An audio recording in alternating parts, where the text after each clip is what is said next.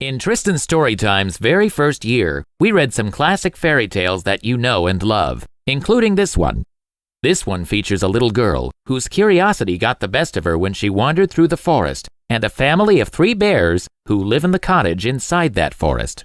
We're going to revisit those characters in one of Mother's nursery tales, and this timeless story is called Goldilocks and the 3 Bears, which is told and illustrated by Catherine Pyle.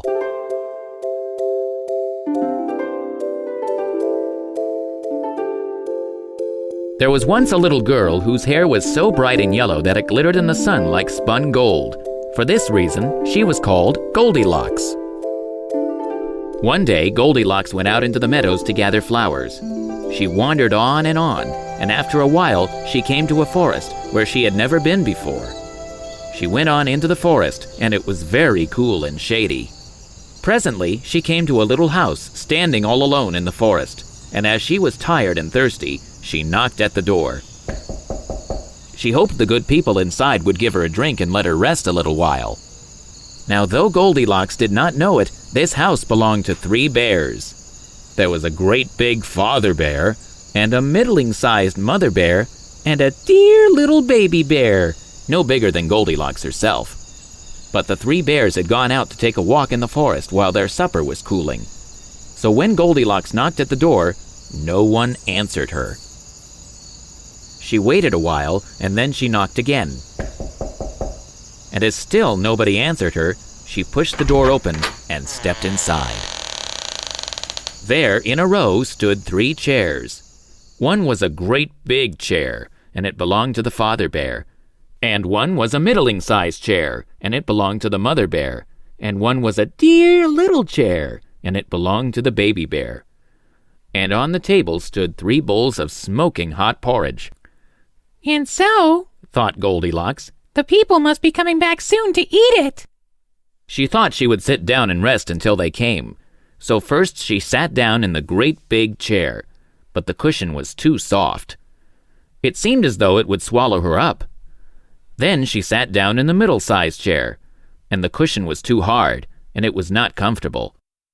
Then she sat down in the dear little chair, and it was just right, and fitted her as though it had been made for her. So there she sat, and she rocked, and she rocked, and she sat, until with her rocking and her sitting, she sat the bottom right out of it. And still nobody had come, and there stood the bowls of porridge on the table. They can't be very hungry people, thought Goldilocks to herself, or they would come home to eat their suppers. And she went over to the table just to see whether the bowls were full.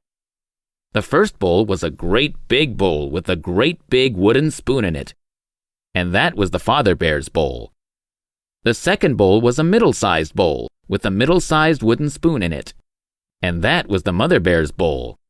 And the third bowl was a dear little bowl with a dear little silver spoon in it, and that was the baby bear's bowl. The porridge that was in the bowls smelled so very good that Goldilocks thought she would just taste it. She took up the great big spoon and tasted the porridge in the great big bowl, but it was too hot. Then she took up the middle-sized spoon and tasted the porridge in the middle-sized bowl, and it was too cold. Then she took up the little silver spoon and tasted the porridge in the dear little bowl, and it was just right, and it tasted so good that she tasted and tasted and tasted and tasted until she tasted it all up.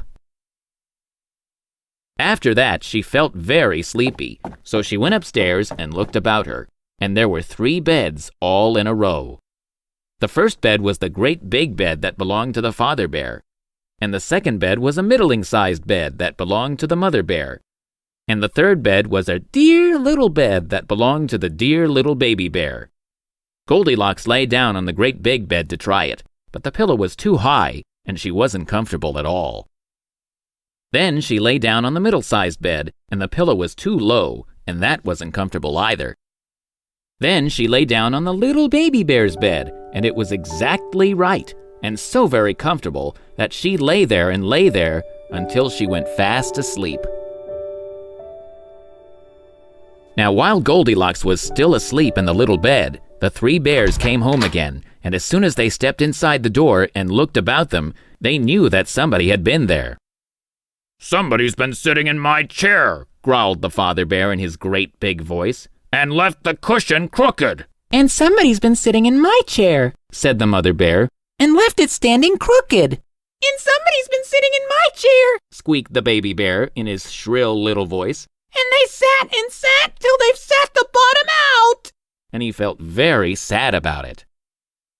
Then the 3 bears went over to the table to get their porridge. "What's this?" growled the father bear in his great big voice. "Somebody's been tasting my porridge and left a spoon on the table." And somebody's been taking my porridge, said the mother bear in her middle-sized voice. And they've splashed it over the side. And somebody's been tasting my porridge, squealed the baby bear. And they tasted and tasted until they tasted it all up. And when he said so, the baby bear looked as if he were about to cry. If somebody's been here, they must be here still, said the mother bear. So the 3 bears went upstairs to look. First, the father bear looked at his bed. "Somebody's been lying in my bed and pulled the covers down," he growled in his great big voice. Then the mother bear looked at her bed. "Somebody's been lying in my bed and pulled the pillow off," said she in her middle-sized voice. Then the baby bear looked at his bed, and there lay little Goldilocks with her cheeks as pink as roses and her golden hair all spread over the pillow. "Somebody's been lying in my bed," squealed the baby bear joyfully. "And here she is still." Now when Goldilocks in her dreams heard the great big father bear's voice, she dreamed it was the thunder rolling through the heavens. And when she heard the mother bear's middle-sized voice, she dreamed it was the wind blowing through the trees. But when she heard the baby bear's voice, it was so shrill and sharp that it woke her right up. She sat up in bed and there were the 3 bears standing around and looking at her. "Oh my goodness me!" cried Goldilocks. She tumbled out of bed and ran to the window. It was open, and out she jumped before the bears could stop her. Then home she ran as fast as she could, and she never went near the forest again. But the little baby bear cried and cried because he had wanted the pretty little girl to play with. Now here is that very important moral that I promised you, and that is to always consider how your actions might affect others.